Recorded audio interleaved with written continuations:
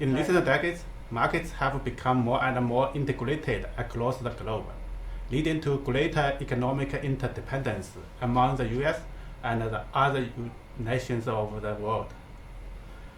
While these changes have reaped many benefits to US consumers and producers, globalization has also generated costs. For example, the relocation of some manufacturing firms overseas or pressure to cut costs from global competition have imposed economic hardship for some workers and households living in the US. In response, there has been growing political pressure in the US and abroad to pull back from global integration.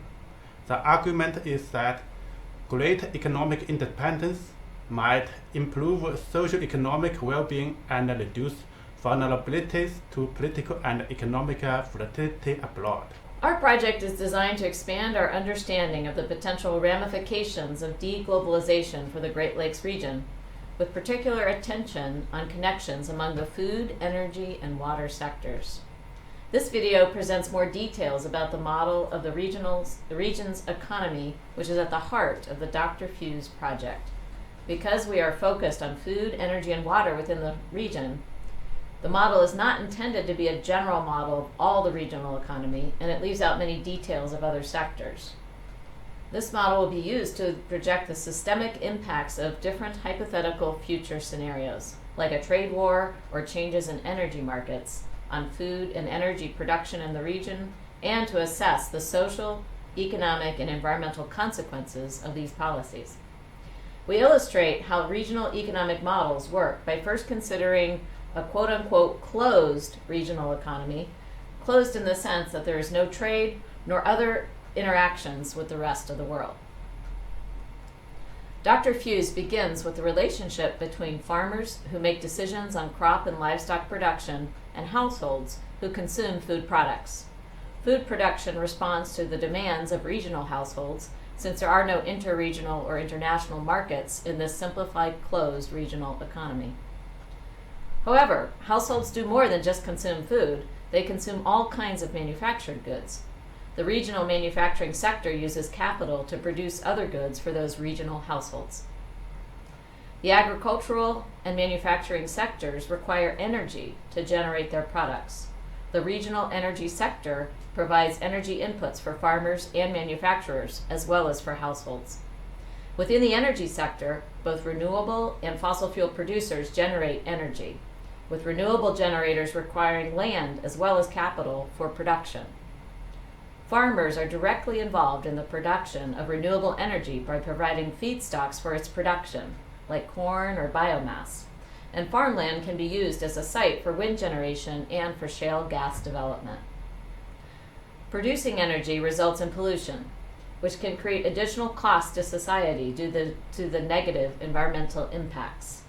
Pollution from the agricultural and manufacturing sectors also creates environmental costs and can degrade ecosystem services like water quality. These environmental damages can result in health impacts or reduced amenity values for the households.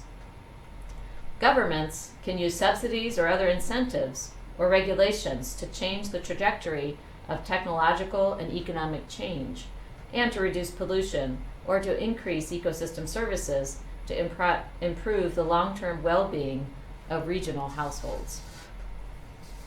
This conceptual diagram represents the essential parts of a regional economic framework that integrates agricultural, manufacturing, and energy production with household consumption, ecosystem services, and government policy.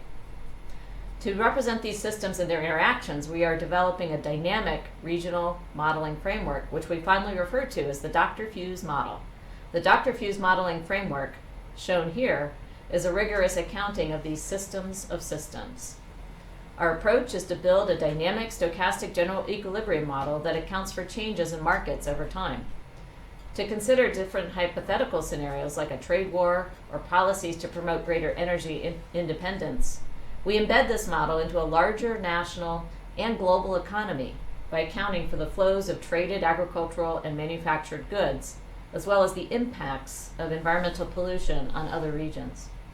The full DRFEWS model is dynamic, meaning that it accounts for changes in the stock of resources and goods over time. And it also can consider how uncertainty affects these outcomes.